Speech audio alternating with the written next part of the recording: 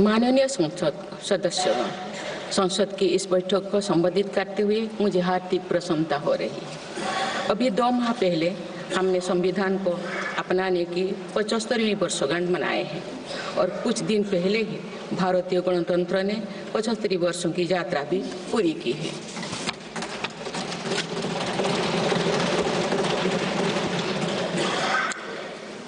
ये अवसर लोकतंत्र की जननी के रूप में भारत के गौरव को नई ऊंचाई देगा। मैं सभी देशवासियों की तरफ से बाबा साहेब आम्बेडकर समेत सभी संविधान निर्माताओं को नमन करती हूँ। माननीय सदस्यगण, इस समय देश में महाकुंभ का ऐतिहासिक पर्व भी चल रहा है। महाकुंभ भारत की सांस्कृतिक परंपरा का, भारत की सामाजिक चेतना का पर्व है। देश और दुनिया से आए करोड़ों श्रद्धालु प्रयागराज में पूर्ण स्नान कर चुके हैं। मैं मोनो अमावस्या के दिन हुई हादसे पर अपना दुख व्यक्त करती हूँ। घायलों के शीघ्र स्वस्थ होने की कामना करती हूँ। कुछ दिन पहले ही हमने देश के पूर्व प्रधानमंत्री डॉक्टर मनमोहन सिंह जी को खोए हैं। मनमोहन सिंह जी ने 10 वर्ष तक प्रधानमंत्री के रूप में देश की सेवा की। वे लंबे समय तक संसद के सदस्य भी रहे।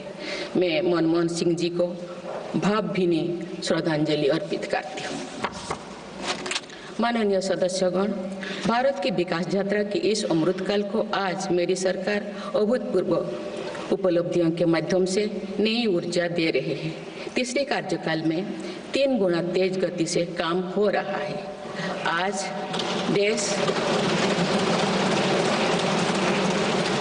देश बड़े निर्णयों और नीतियों को असाधारण गति से लागू होते देख रहा है और इन निर्णयों में देश की गरीब, मध्यम वर्ग, युवा, महिलाओं, किसानों को सर्वोच्च प्राथमिकता मिली। मेरी सरकार ने तीसरे कार्यकाल में सभी के लिए आवास के उद्देश्य की पूर्ति के लिए ठोस कदम उठाए हैं। प्रधानमंत्री आवास योजना का विस्तार करते हुए 3 करोड़ अतिरिक्त परिवारों को नए घर देने का निर्णय लिया गया है। इसके लिए 5,36,000 करोड़ रुपया खर्च किए जाने की योजना है। मेरी सरकार गांव में गरीबों की उनकी आवासीय भूमि का हक देने और वित्तीय समावेशन के लिए प्रतिबद्ध है। इस दिशा में स्वामित्व योजना के अंतर्गत अब तक 2 करोड़ 25 लाख स्वामित्व कार्ड जारी किए गए।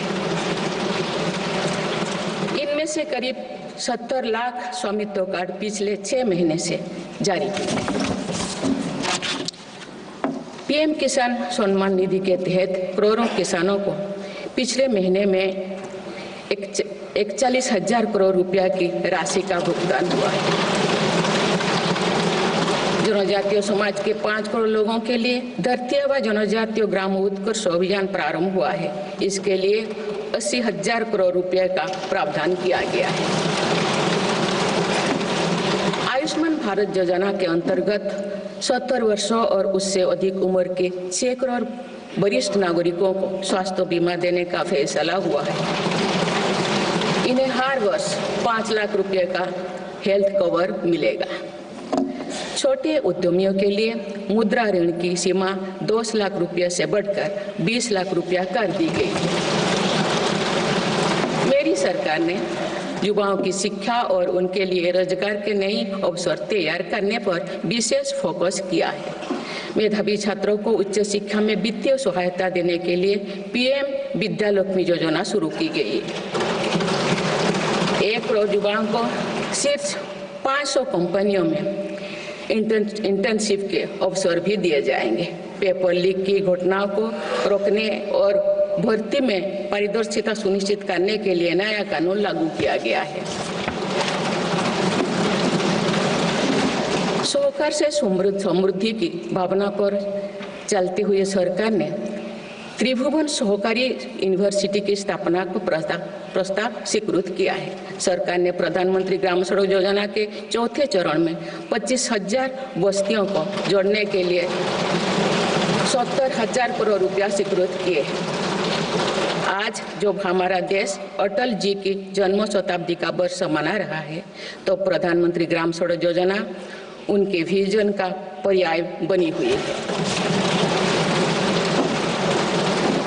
देश में अब 71,000 वंदे भारत, अमृत भारत और नमो भारत ट्रेन चल रही है, जिनमें पिछले 6 माह में ही 17 नए वंदे भारत और एक नमो भारत ट्रेन को जोड़ा गया है।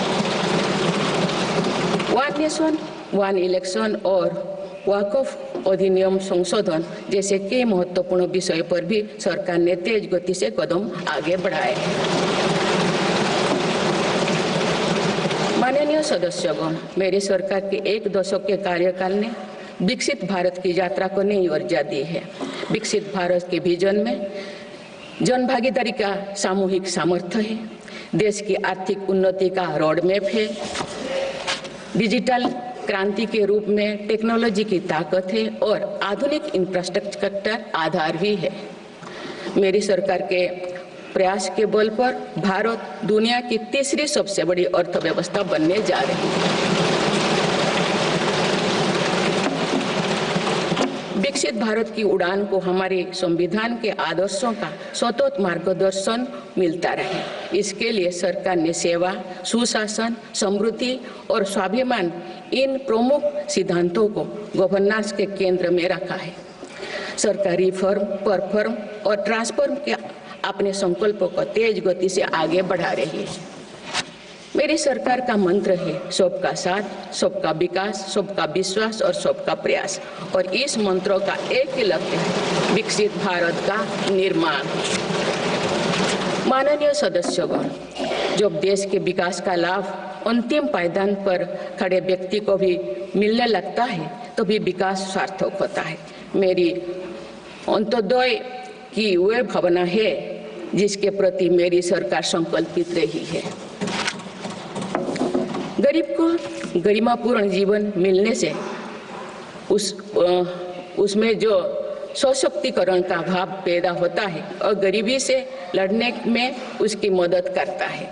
स्वच्छ भारत अभियान के तहत बने 12 करोड़ शौचालय, प्रधानमंत्री उज्ज्वला योजना के तहत निःशुल्क दिए गए 10 करोड़ गैस कनेक्शन, 80 करोड़ जरूरतमंदों का राशन, सौभाग्य योजना, जल जीवन मिशन जैसे अनेक योजनाओं में गरीब को ये भरोसा दिया गया है कि वे सम्मान के साथ जी सकते हैं। ऐसे ही प्रयासों की वजह से देश के 25 करोड़ लोग गरीबों को परास्त करके आज अपने जीवन में आगे बढ़ रहे हैं। इन्होंने न्यू मिडिल क्लास का एक ऐसा समूह तैयार किया है जो भारत की ग्रोथ को नई ऊर्जा से भर रहा है। माननीय सदस्यगण, भारत जैसे देश की आर्थिक उन्नति मध्यम वर्ग, मिडिल क्लास की आकांक्षाओं और उनकी पूर्ति से परिभाषित होती है।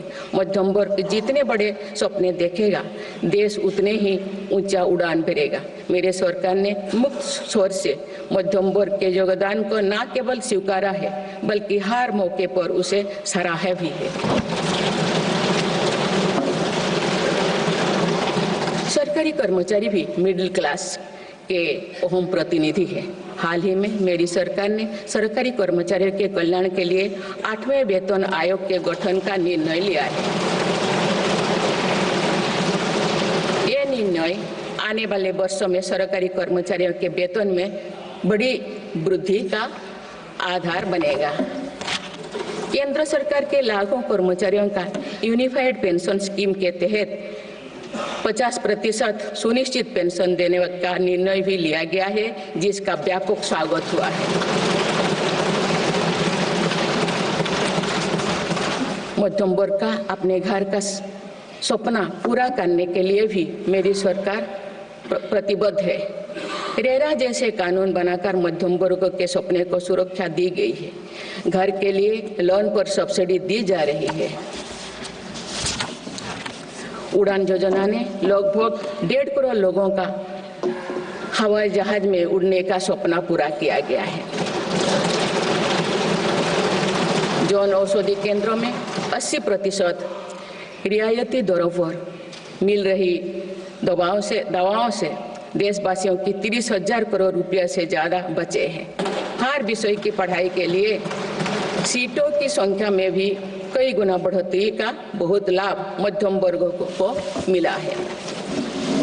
राष्ट्र निर्माण में करदाता के योगदान को मेरी सरकार ने सम्मान देते हुए टैक्स से जुड़े मसलों को आसान किया है। टैक्स विवादों को कम करने के लिए फेसलेस मूल्यांकन की शुरुआत कर पारदर्शिता बढ़ाई गई है। आप देश में 75 वर्ष से अधिक उम्र के वरिष्ठ नागरिकों को जिन्हें सिर्फ पेंशन मिलती है, आयकर रिटर्न दाखिल करने के संबंध में स्वयं निर्णय लेने का अधिकार दिया गया है। माननीय सदस्यगण, मेरी सरकार महिलाओं के नेतृत्व में देश को सशक्त बनाने में यानी ह्यूमन लेड डेवलपमेंट में विश्वास करती है। नारी शक्ति बंधन अधिनियम के द्वारा लोकसभा और विधानसभा में महिलाओं के लिए आरक्षण इस दिशा में एक महत्वपूर्ण कदम है। राष्ट्रीय ग्रामीण आजीविका मिशन के तहत 91 लाख से अधिक स्वयं सहायता समूहों को सशक्त किया जा रहा है। देश की 2 करोड़ से भी अधिक महिलाओं को इसके साथ जोड़ा गया है। इन्हें कुल 9 लाख करोड़ रुपये से अधिक की राशि बैंक लिंकेज के माध्यम से वितरित की जा रही है। मेरी सरकार का लक्ष्य देश में 3 करोड़ लखपति दीदी बनाने का है। आज 1 करोड़ 15 लाख से भी अधिक लखपति दीदी एक गरिमामयी जीवन जी रहे हैं। इनमें से लगभग 50 लाख लखपति दीदी बीते 6 महीने में बनी है। ये महिलाएं एक उद्यमी के रूप में अपने परिवार के आय में योगदान दे रहे हैं। इंश्योरेंस फॉर ऑल की भावना के साथ कुछ महीने पूर्व ही बीमा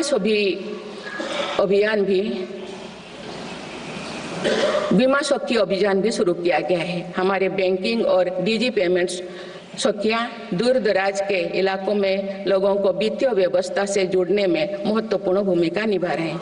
कृषि सखियां नेचुरल फार्मिंग के बढ़ावा दे रही हैं और पशु सखियां के माध्यम से हमारा पशुधन मजबूत हो रहे हैं। ड्रोन दीदी योजना महिलाओं के आर्थिक और तकनीकी सशक्तिकरण का माध्यम बने हैं। ये इस संसद के लिए गौरव का विषय है कि बड़ी संख्या में भारत की बेटियां लड़ाकू विमान उड़ा रही हैं, पुलिस में भर्ती हो रही हैं और कॉरपोरेट कंपनियों का नेतृत्व भी कर रहे हैं। मेरी सरकार के निर्णय के बाद बालिकाओं की भर्ती राष्ट्रीय मिलिट्री स्कूलों में प्रारंभ हो गई है। नेशनल डिफेंस एकेडमी में भी महिला कैडेट्स को भर्ती शुरू की गई है। हमारी बेटियां आज ओलंपिक में मेडल लाकर देश को भी गौरवान्वित कर रही हैं। मैं भारत की संसद के माध्यम से देश की नारी शक्ति को विशेष बधाई देती हूँ। माननीय सदस्यगण, पिछले 1 दशक में देश के हर बड़े प्रयास का दायित्व आगे बढ़कर भारत के युवाओं को उठाना पड़ा है। आज हमारा युवा स्टार्टअप स्पोर्ट्स से लेकर स्पेस तक हर फील्ड में देश का नाम रोशन कर रहे हैं। माय भारत पोर्टल के जरिए लाखों युवा राष्ट्र निर्माण के कार्य से जुड़ रहे हैं। पिछले 1 दशक में मेक इन इंडिया, आत्मनिर्भर Bharat, startup India, stand up India और डिजिटल इंडिया जैसी पहल ने युवाओं को रोजगार के अनेक अवसर प्रदान किए हैं। पिछले 2 वर्षों में सरकार ने रिकॉर्ड संख्या में 10 लाख स्थायी सरकारी नौकरियां प्रदान की गई। मेरी सरकार ने युवाओं के बेहतर कौशल और नए अवसरों के सृजन के लिए 2 लाख करोड़ रुपया का पैकेज स्वीकृत किया है। 1 करोड़ युवाओं के लिए इंटर्नशिप की व्यवस्था से युवाओं को ग्राउंड पर काम करने का अनुभव प्राप्त होगा।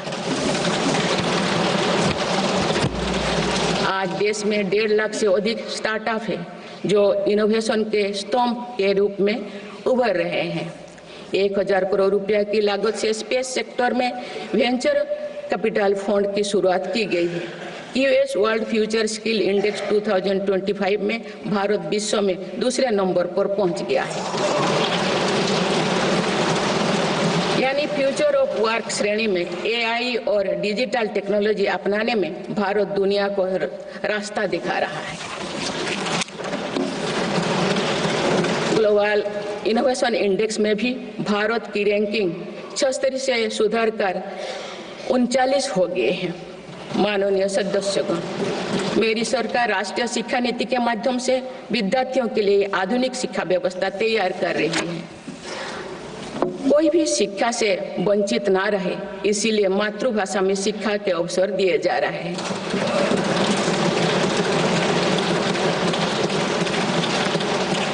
विभिन्न भर्ती परीक्षाएं 13 भारतीय भाषाएं में आयोजित कर भाषा संबंधी बाधाओं को भी दूर किया गया है। बच्चों में इनोवेशन को बढ़ावा देने के लिए 10,000 से अधिक स्कूलों में अटल टिंकरिंग लैब्स खोली गई है। ईज ऑफ डूइंग रिसर्च के लिए हाल ही में one nation one subscription scheme लागू कर दिया है। इससे अंतर्राष्ट्रीय शोध की सामग्री निःशुल्क उपलब्ध हो सकेगी। पिछले एक दशक में उच्च शिक्षण संस्थानों की संख्या बढ़ी है। इनकी गुणवत्ता में भी व्यापक सुधार हुआ है। यूएस विश्व यूनिवर्सिटी एशिया रैंकिंग में हमारे 163 विश्वविद्यालय शामिल हुई है। नालंदा विश्वविद्यालय के नए कैंपस का शुभारंभ कर शिक्षा में भारत का पुराना गौरव वापस लाया गया है। वो दिन भी दूर नहीं जो भारत में निर्मित गगनयान में एक भारतीय नागरिक अंतरिक्ष में जाएगा। कुछ दिन पहले स्पेस डॉकिंग में सफलता ने भारत के अपने स्पेस स्टेशन का मार्ग और आसान कर दिया गया। कुछ दिन पहले इसरो ने अपना 100वां लॉन्च करते हुए सैटेलाइट के सफलतापूर्वक स्थापित किए। मैं इस उपलब्धि के लिए भी इसरो को और सभी देशवासियों को बधाई देती हूँ।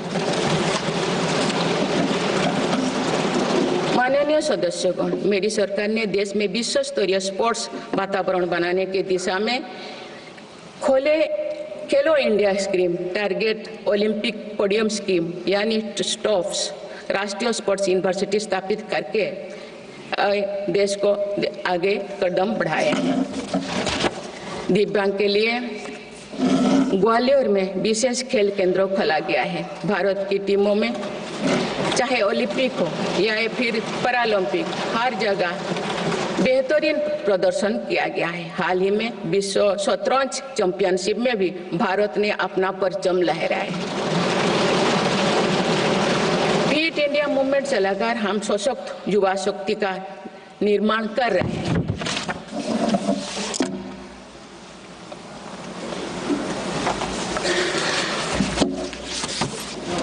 माननीय सदस्यगण, विकसित भारत के निर्माण में किसान, जवान और विज्ञान के साथ ही अनुसंधान का बहुत बड़ा महत्व है। हमारा लक्ष्य भारत को ग्लोबल इनोवेशन पावर हाउस बनाना है। देश के शिक्षण संस्थानों में अनुसंधान को बढ़ावा देने के लिए 50,000 करोड़ रुपया की लागत से अनुसंधान नेशनल रिसर्च फाउंडेशन स्थापित किया गया है।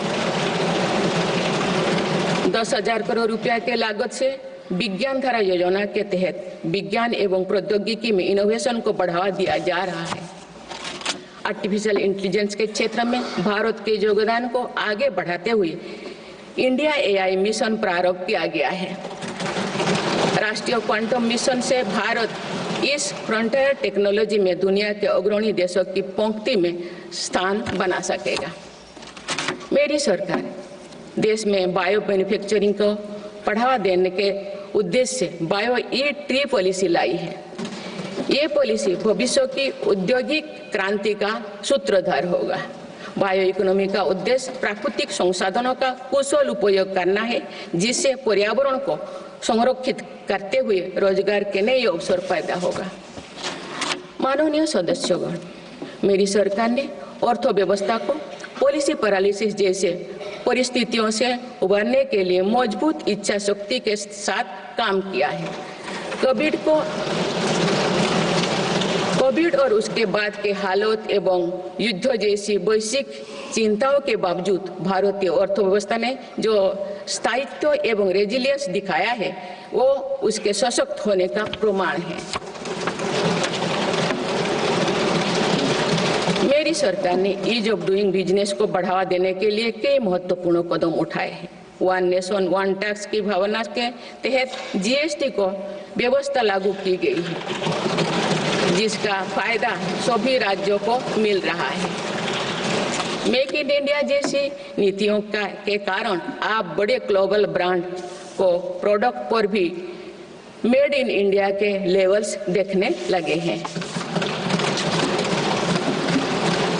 माननीय सदस्यगण, भारत के छोटे व्यापारी गांव से लेकर शहरों तक हर जगह आर्थिक प्रगति को गति देते हैं। मेरी सरकार छोटे उद्यमियों को अर्थव्यवस्था की रीढ़ मानते हुए उन्हें स्वरोजगार के नए अवसर दे रही है। एमएसएमई के लिए क्रेडिट गारंटी स्कीम और ई कॉमर्स एक्सपोर्ट हब्स सभी प्रकार के उद्योगों को बढ़ावा दे रही है। तीसरी कार्यकाल में मेरी सरकार द्वारा मुद्रा ऋण की सीमा को 10 लाख रुपये से बढ़ाकर 20 लाख रुपया करने का लाभ करोड़ों छोटे उद्यमियों को हुआ। मेरी सरकार ने क्रेडिट एक्सेस को आसान बनाया है। इससे वित्तीय सेवाओं की लोकतांत्रिक बनाया जा सका है। आज लोन, क्रेडिट कार्ड, बीमा जैसे प्रोडक्ट सबके लिए आसानी से सुलभ हो रही है। दशकों तो हमारे देश के रेहड़ी फैक्ट्री पर दुकान लगाकर आजीविका चलाने वाले भाई बहन बैंकिंग व्यवस्था से बाहर रहे। आज उन्हें पीएम स्वनिधि योजना का लाभ मिल रहा है। डिजिटल ट्रांजैक्शन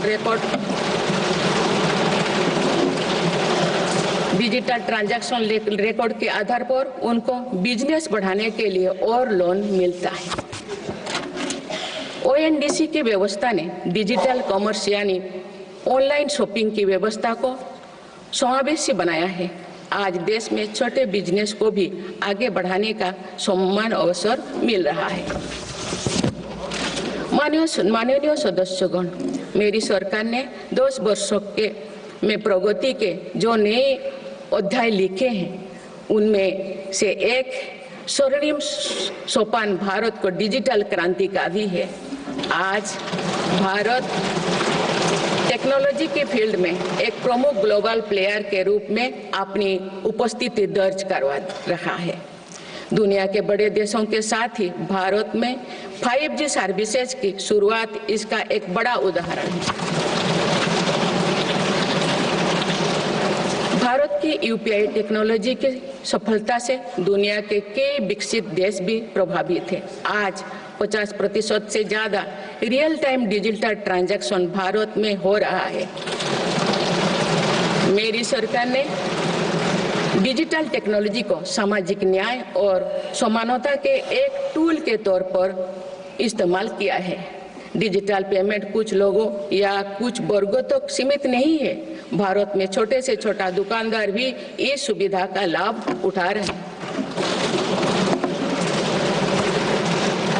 गांव में भी बैंकिंग सेवाएं और यूपीआई जैसे वर्ल्ड क्लास टेक्नोलॉजी उपलब्ध है। भारत में पिछले 10 साल में बने 5 लाख से ज्यादा कॉमन सर्विस सेंटर्स सरकार की दर्जनों सुविधाएं ऑनलाइन उपलब्ध कराई जा रही हैं। मेरी सरकार ने लोगों के जीवन पर सरकार का प्रभाव कम करने के लिए ई गवर्नेंस को महत्व दिया है। डिजी लॉकर्स की व्यवस्था ने लोगों को कभी भी कहीं भी अपने महत्वपूर्ण डॉक्यूमेंट्स पाने और दिखाने की सुविधा दी गई।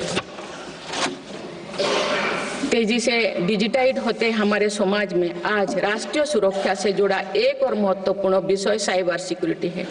डिजिटल फ्रॉड, साइबर क्राइम और डीप फेक जैसे टेक्नोलॉजी सामाजिक, आर्थिक और राष्ट्रीय सुरक्षा के लिए चुनौती भी बनी है। इन साइबर क्राइम को नियंत्रित करने के लिए कई कदम उठाए गए हैं। साइबर सुरक्षा के क्षेत्र में भी युवाओं के लिए रोजगार की संभावनाएं हैं। मेरी सरकार साइबर सिक्योरिटी में दक्षता सुनिश्चित करने दिशा में निरंतर कार्यरत है। इसके फलस्वरूप भारत ने ग्लोबल साइबर सिक्योरिटी इंडेक्स में टियर 1 स्टेटस प्राप्त कर लिया है।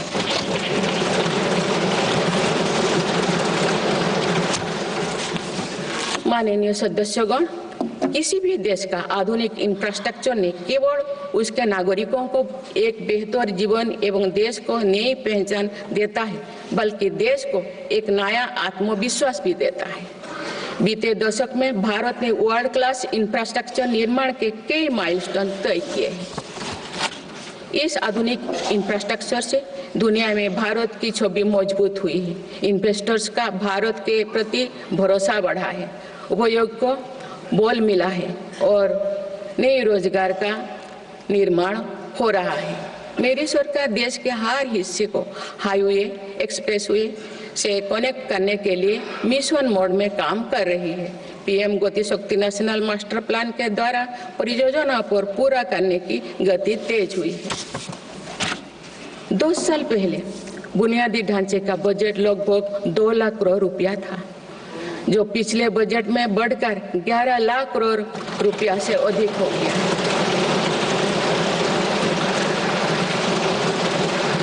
पिछले 1 दशक के काम को आगे ले जाते हुए पिछले 6 महीने में मेरी सरकार ने भविष्य के इंफ्रास्ट्रक्चर में रिकॉर्ड निवेश किया है।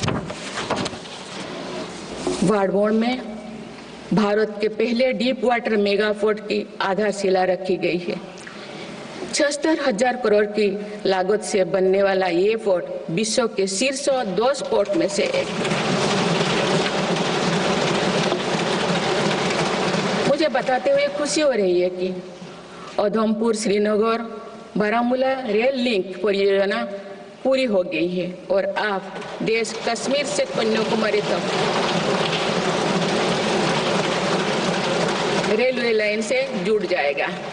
इस महत्वाकांक्षी परियोजना के तहत चेनाब ब्रिज का निर्माण हुआ है, जो विश्व का सबसे ऊंचा रेल ब्रिज है।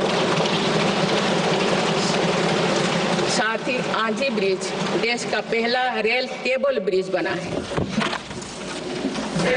सिंकुन ला सुरंग पर काम भी सफलतापूर्वक आगे बढ़ रहा है। निकट भविष्य में पूरी होने पर यह विश्व की सबसे ऊंचा सुरंग होगा। इससे लद्दाख और हिमाचल प्रदेश के बीच 12मासी संपर्क बना रहेगा।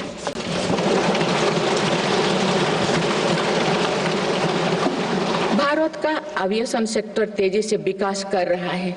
देश की एयरलाइन कंपनियों ने 1700 से अधिक नए विमानों के ऑर्डर दिए हैं। इतनी बड़ी संख्या में आने वाले विमानों के परिचालन के लिए हम एयरपोर्ट्स का विस्तार कर रहे हैं। पिछले 1 दशक में देश के एयरपोर्ट्स की संख्या 2 गुनी हो गई।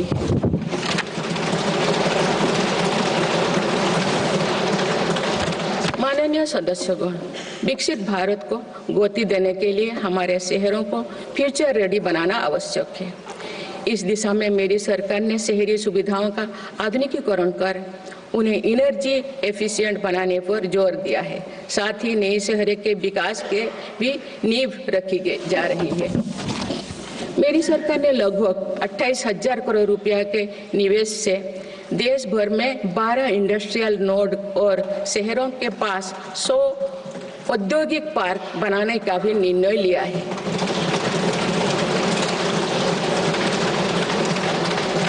शहरी यातायात को सुगम बनाने के कार्य लगातार जारी है।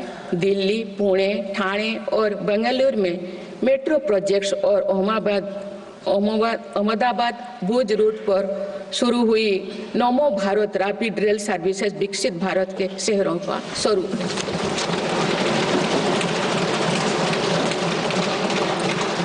कुछ सप्ताह पूर्व ही दिल्ली में रिठारा नरेला कुंडली कॉरिडोर का काम शुरू हुआ है, जो दिल्ली मेट्रो नेटवर्क के बड़े सेक्शन में से एक होगा। मेरी सरकार के निरंतर प्रयास से दिल्ली में मेट्रो टूर लगातार बढ़ रहा है। 2014 में दिल्ली एनसीआर में मेट्रो का कुल नेटवर्क 200 किलोमीटर से भी कम था। अब ये बढ़कर दुगुना से भी ज्यादा हो गया है।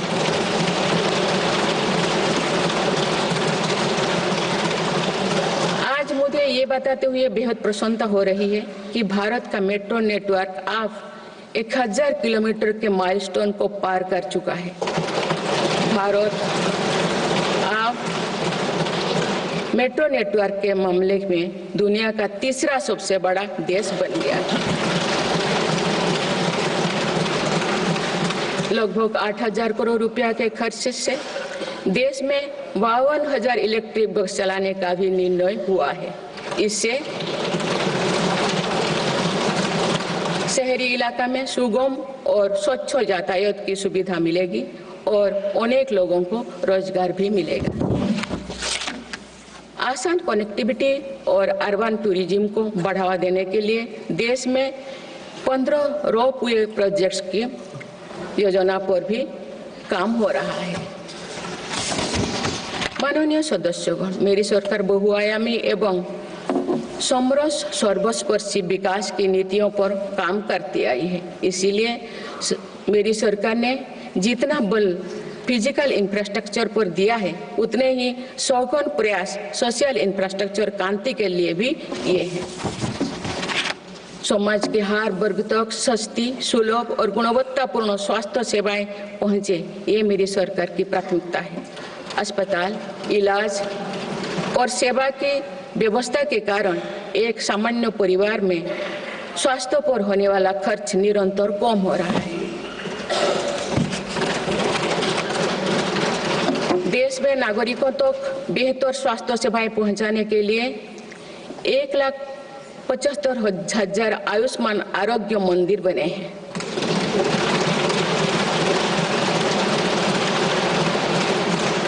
देश में कैंसर मरीजों की बढ़ती संख्या और इलाज में होने वाले खर्च को देखते हुए अनेक कैंसर दवाओं को कस्टम ड्यूटी में से मुक्त कर दिया गया है।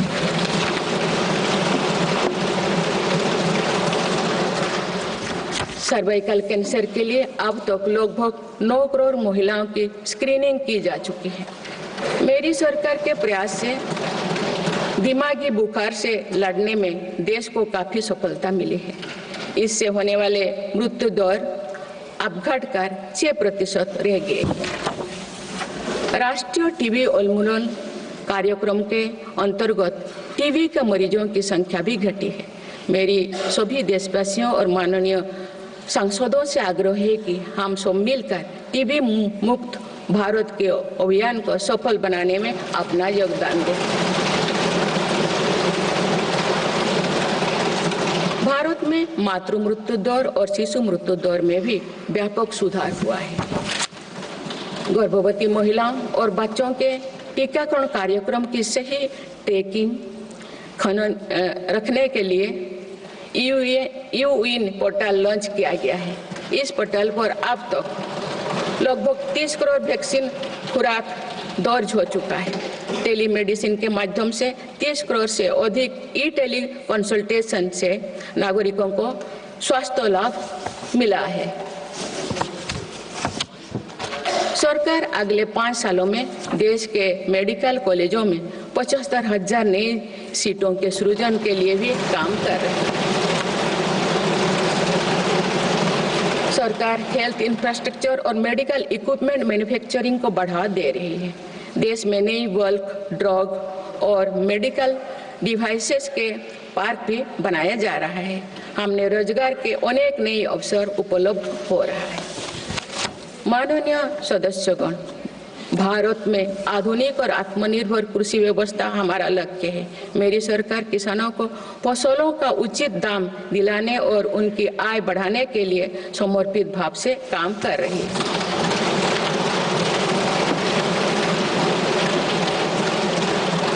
वर्ष 2023-24 में रिकॉर्ड 332 मिलियन टन अनाज उत्पादन हुआ है और आज भारत विश्व का सबसे बड़ा दूध, दाल और मसालों का उत्पादक है।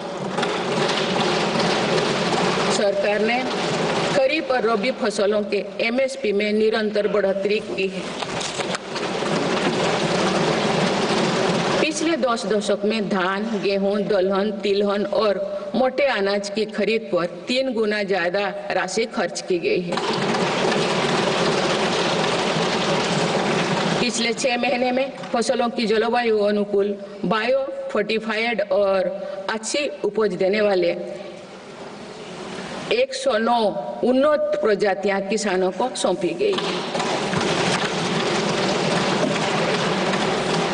देश में कृषि इंफ्रास्ट्रक्चर को सुदृढ़ करने के लिए सरकार ने कृषि इंफ्रास्ट्रक्चर फंड योजना के दायरे का विस्तार किया है। इससे ग्रामीण क्षेत्र में रोजगार को और बढ़ावा मिलेगा।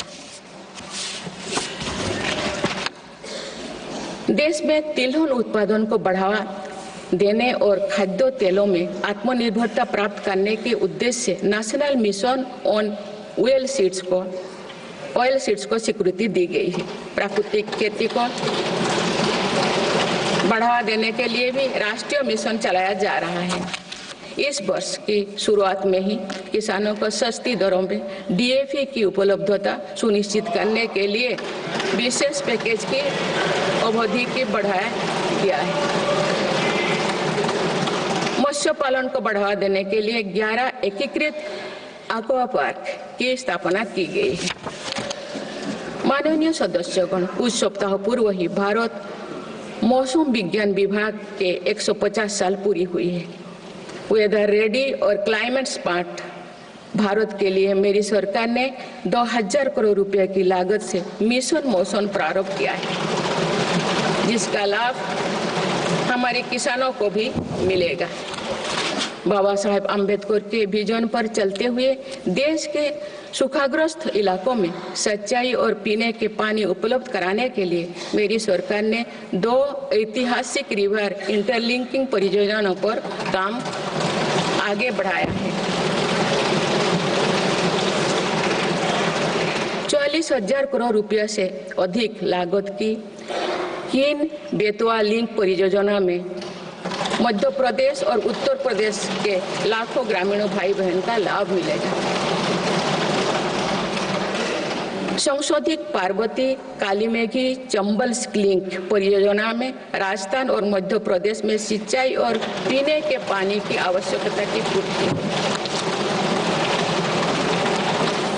पोलावरम सिंचाई परियोजना को पूरा करने के लिए 12,000 करोड़ रुपया की अतिरिक्त राशि भी स्वीकृत की गई है। माननीय सदस्यगण, हमारे 8 लाख सहकारी संस्थाएं एवं उनके 19 करोड़ हितधारक सदस्य ग्रामीण भारत के करीब 90% क्षेत्र का प्रतिनिधित्व करते हैं। बीते वर्षों में शहरी क्षेत्रों में भी सहकारी संस्थाओं का विस्तार हुआ है। सहकारी सेक्टर के आर्थिक सशक्तिकरण के लिए उठाए गए विभिन्न कदमों के फलस्वरूप रोजगार के अनेक अवसर सृजित हो गए हैं। वर्ष 2025 को अंतर्राष्ट्रीय सहकारिता वर्ष के रूप में मनाया जा रहा है, जिसमें भारत अपना महत्वपूर्ण योगदान देगा।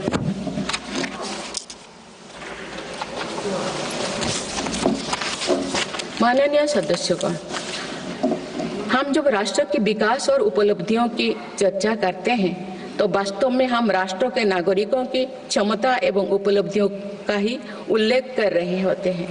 आज देश के विकास में सबका साथ है, इसीलिए हम देश के सही सामर्थ्यों का अनुभव कर पा रहे हैं। मेरी सरकार के प्रयासों का सबसे अधिक लाभ देश के दलित, वंचित और आदिवासी समाज को मिल रहा है।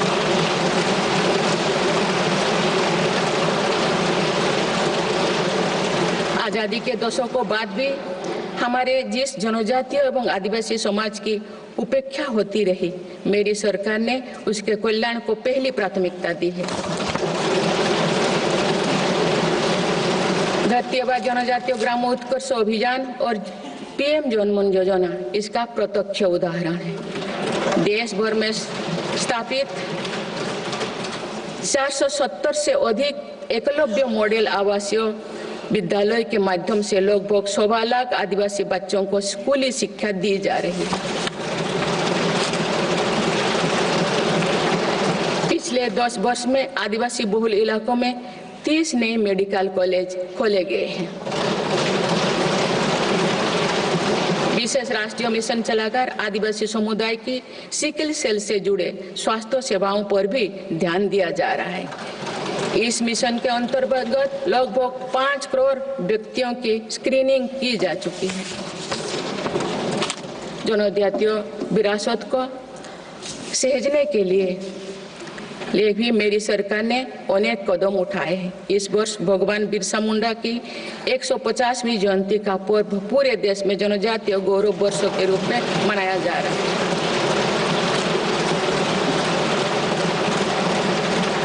माननीय सदस्यगण, विकसित भारत की एक महत्वपूर्ण कसौटी देश का संतुलित विकास है। किसी क्षेत्रों में ये भावना नहीं होनी चाहिए कि वे विकास में पीछे छूट गए हैं।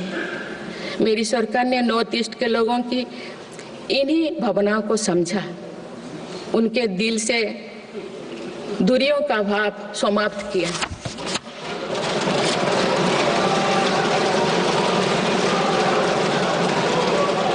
से अधिक शांति समझौते को कर सरकार ने अनेक गुटों को शांति के मार्ग से जोड़ने का काम किया है।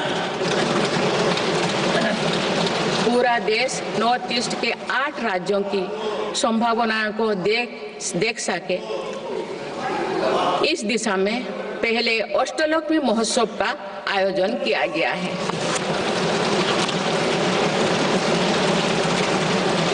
पूर्वोत्तर के विकास के साथ साथ सरकार ने देश के पूर्वोत्तर यानी पूर्वी राज्यों के सर्वांगीण विकास की कार्य योजना पर काम शुरू कर दिया गया है, जिससे रोजगार के नए अवसर भी उपलब्ध होगी। अंडमान निकोबार एवं लक्षद्वीप में विकास की कई परियोजनाएं प्रारंभ कर उन्हें राष्ट्र की विकास यात्रा में महत्वपूर्ण स्थान दिया गया है। अनुच्छेद 370 हटाने के बाद जम्मू कश्मीर में विकास का एक नया वातावरण बना है।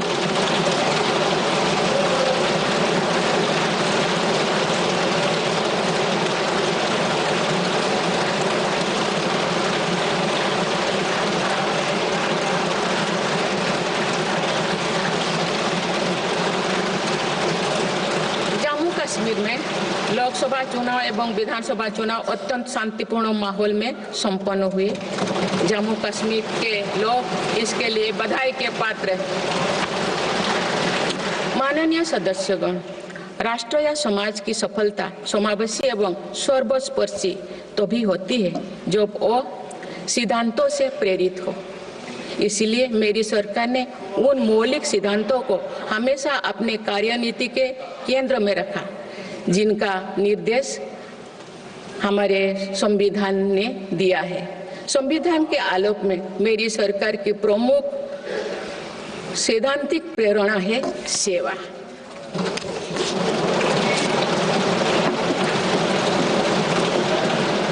मेरी सरकार मानती है कि 140 करोड़ देशवासियों की सेवा ही सरकार का प्रमुख कर्तव्य है। इस दिशा में सरकार पूरी संवेदनशीलता से काम कर रही है। समाज के पिछड़े वर्ग और सफाई कर्मचारियों को आसान लोन मुहैया कराने के लिए पीएम सूरज योजना का विस्तार किया गया है। सरकारी योजनाओं का लाभ दिव्यांगजनों तक पहुंचाने के लिए 1 करोड़ से अधिक दिव्यांग पहचान पत्र जारी किए गए हैं। स्वच्छता सैनिकों के लिए चलाई जा रही नमस्ते योजना का विस्तार कर अब स्वच्छता का बीड़ा उठाने वाले भाई बहनों को भी इसमें शामिल किया गया है। विकसित भारत की यात्रा में कोई भी छूटने ना पाए, इस ध्येय के अनुरूप मेरी सरकार सैचुरेशन अप्रोच के साथ काम कर रही है। माननीय सदस्यगण, बीता दशक भारत की सांस्कृतिक चेतना के पुनः जागरण का दशक रहा है।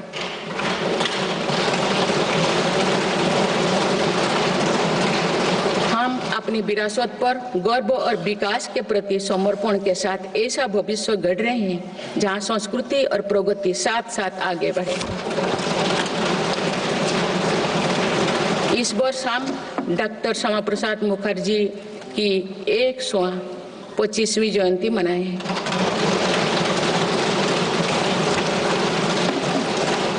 उन्होंने कहा था कि सच्चा राष्ट्रवाद केवल भारत की भौतिक एकता नहीं बल्कि उनकी सांस्कृतिक एकता को मजबूत करने में है। इसी कड़ी में भगवान महावीर का 2550वें निर्माण महोत्सव श्रद्धापूर्वक मनाया गया है। देश ने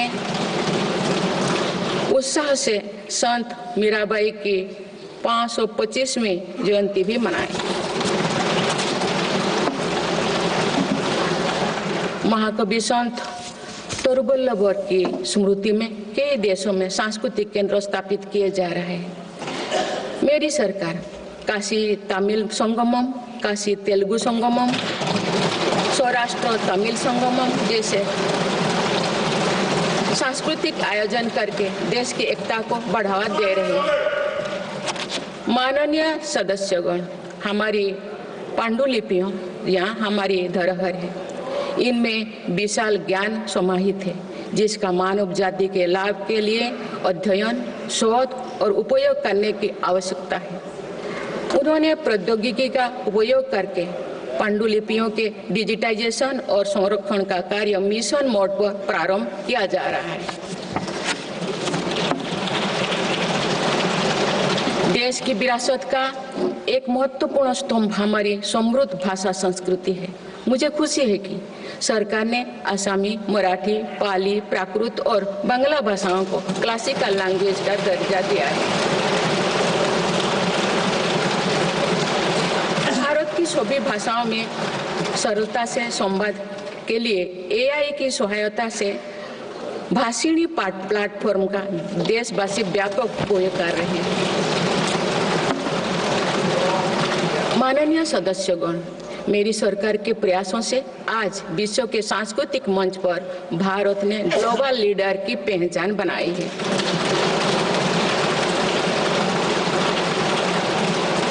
सभी एशियाई बौद्ध देशों को आपस में जोड़ने के लिए मेरी सरकार ने पहली एशियाई बुद्धिस्ट कॉन्फ्रेंस का आयोजन किया। पिछले वर्ष वर्ल्ड हेरिटेज कमेटी की बैठक का आयोजन भी भारत में हुआ जिसमें 140 देशों ने भाग लिया। अंतर्राष्ट्रीय योग दिवस के माध्यम से पूरा विश्व आज भारत की योग परंपरा को अंगीकार कर रहा है। माननीय सदस्यगण, प्रगति की भव्य इमारत को नई बुलंदियों तक ले जाने के लिए मजबूत स्तंभों की जरूरत होती है। भारत के विकास के लिए मेरी सरकार ने रिफॉर्म, परफॉर्म और ट्रांसफॉर्म के ऐसे ही 3 मजबूत स्तंभ बनाए हैं। आज ये शब्द पूरी दुनिया में भारत के नए गवर्नेंस मॉडल का पर्याय बन गए हैं। सरकार ने संविधान के लागू होने से पहले बने कानूनों की विस्तृत समीक्षा की है। कई कानूनों को निरस्त या संशोधन किया जा रहा है ताकि पूरा तंत्र वर्तमान सामाजिक और आर्थिक चुनौतियों का सामना कर सके। सरकार अब तक 1500 से अधिक पुराने और आवश्यक कानूनों को निरस्त कर चुके हैं। गुलामी के कानूनों को हटाकर दंड संहिता के स्थान पर न्याय संहिता लागू किए गए। जन विश्वास और जन भागीदारी के साथ मेरी सरकार जनता का जीवन सुगम बनाने पर कार्य कर रही है। विवादों को निपटाने के लिए विवाद से विश्वास की पहल की गई है। इसी भावना के साथ सरकार ने 40,000 से अधिक नियमों का कम या सरल किया है और 3500 प्रावधानों को अपराध मुक्त किया है।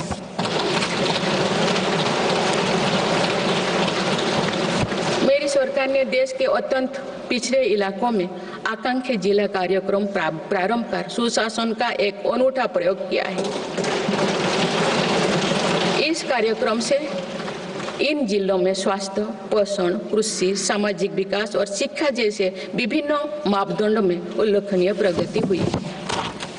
UNDP की एक रिपोर्ट में इस पहल की बहुत सराहना की गई है। इस सफलता से प्रेरित होकर आप देश के 500 आकांक्षा ब्लॉक में भी समग्र विकास हेतु अभियान प्रारंभ किया गया है। सुशासन पर ध्यान केंद्रित करते हुए आई गोट कर्मयोगी डिजिटल प्लेटफॉर्म बनाया गया है, जिससे सरकारी कर्मियों को अपनी दक्षता बढ़ाकर कर्मयोगी बनाने का प्रोत्साहन मिल रहा है। इस प्लेटफॉर्म पर 1700 पाठ्यक्रमों उपलब्ध है और अब तो 2 करोड़ से अधिक प्रशिक्षण पूर्ण किए गए हैं। माननीय सदस्यगण, इस वर्ष देश सरदार वल्लभ भाई पटेल की 150वीं जयंती मना रहे हैं। उनकी प्रेरणा से मेरी सरकार राष्ट्र प्रथम की भावना को लेकर आगे बढ़ रही है। देश की सीमाओं की रक्षा और आंतरिक सुरक्षा सुनिश्चित करने के लिए सरकार ने ऐतिहासिक कार्य किए हैं। विशेषकर रक्षा क्षेत्र में आत्मनिर्भरता में हमें बहुत उत्साहजनक परिणाम मिले हैं। हम मेक इन इंडिया से मेक फॉर द वर्ल्ड की ओर बढ़े हैं। इससे देश में रोजगार के नए अवसर भी बन रहे हैं। कुछ दिन पहले एक ऐतिहासिक पल में देश में बने 2 युद्धपोतों और 1 पनडुब्बी को भारतीय नौसेना में कमीशन किया गया है। देश में डिफेंस इंडस्ट्रियल कॉरिडोर की स्थापना और डिफेंस स्टार्टअप्स को प्रोत्साहन देकर हम आत्मनिर्भरता का और स्वरोजगार को मजबूती दे रहे हैं। सीमाओं की रक्षा के साथ साथ देश के सीमावर्ती क्षेत्र का विकास भी हमारी रणनीति का अहम हिस्सा है। सीमा क्षेत्र की सड़कें और अटल टनल, सेला टनल, सोनमर्ग टनल जैसे आधुनिक इंफ्रास्ट्रक्चर से रक्षा और पर्यटन का बढ़ावा मिला है। सीमा पर स्थित देश के प्रथम गांव में वाइब्रेंट विलेज कार्यक्रम प्रारंभ किया गया है। वामपंथी उग्रवाद को समाप्त करने के लिए के अंतिम चरण की भी शुरुआत हो चुकी है। सरकार के प्रयासों से वामपंथी उग्रवाद प्रभावित जिलों की संख्या 126 से घटकर अब 38 तक आ गए। माननीय सदस्यगण, वैश्विक अस्थिरता के वातावरण में भारत आर्थिक, सामाजिक और राजनैतिक स्थिरता का स्तंभ बनकर विश्व के सामने आदर्श प्रस्तुत कर रहा है। चाहे G7 समिट हो या क्वाड, ब्रिक्स, एससीओ हो या G20, भारत के सामर्थ्य, नीति और नियत पर पूरे विश्व ने भरोसा जताया है।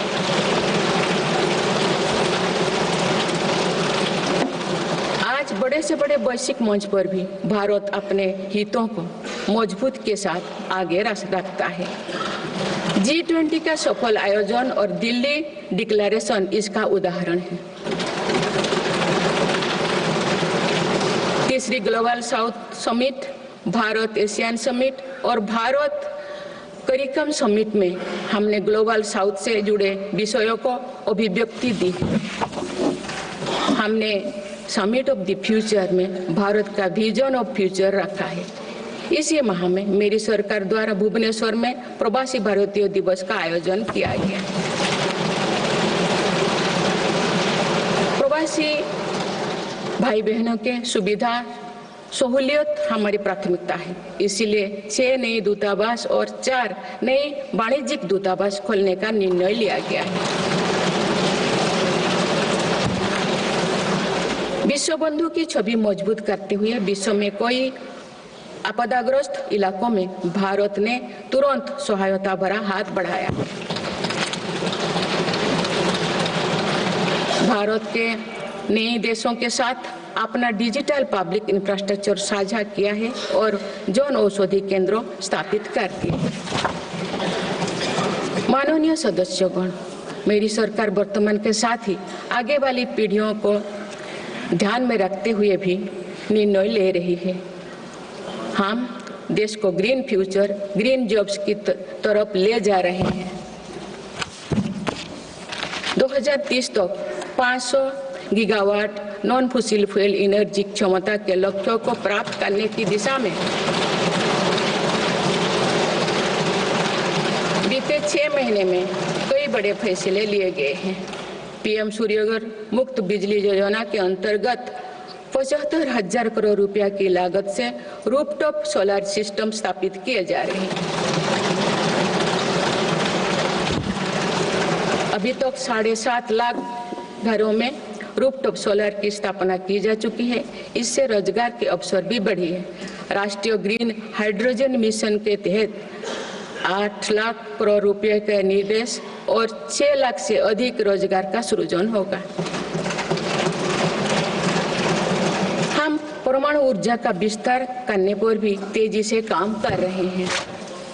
मेरी सरकार वाहन स्क्रैपिंग पॉलिसी लाई है ताकि पुराने वाहनों का वैज्ञानिक तकनीकी से निपटारा हो और इससे भी रोजगार के नए अवसर सृजित हो। इसी क्रम में विश्व पर्यावरण दिवस 2024 पर एक पेड़ मां के नाम अभियान प्रारंभ किया गया।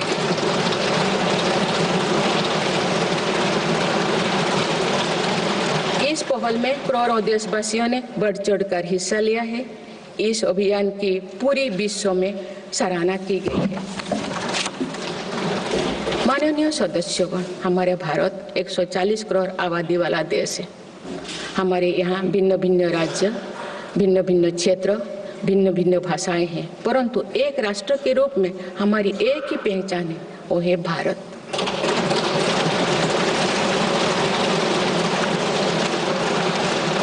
हमारा एक ही संकल्प है, एक ही लक्ष्य है, विकसित भारत।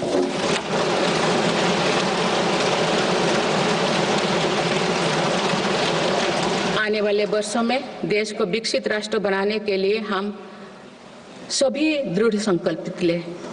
इस संकल्प